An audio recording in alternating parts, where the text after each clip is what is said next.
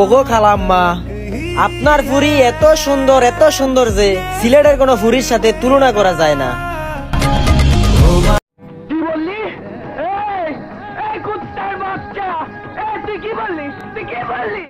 সহ্য করা মানুষটাই জানে যে সে কতটা কষ্টে আছে।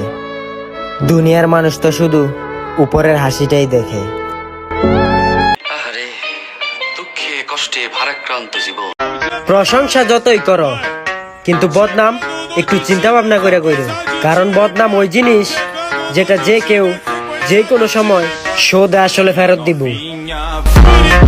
আসসালামু আলাইকুম বড় ভাই।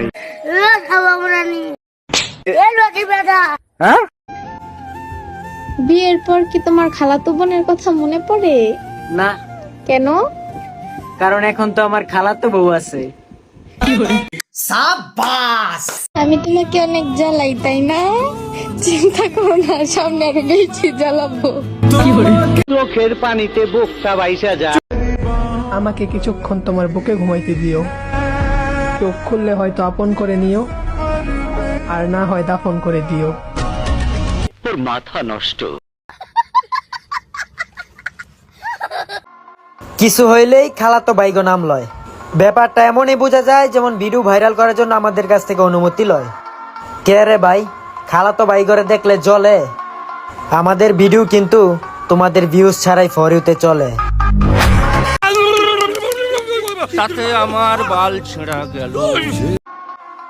আমি মনে করি ছেলেদের টাকা আর মেয়েদের সুন্দর হওয়াটা দরকার।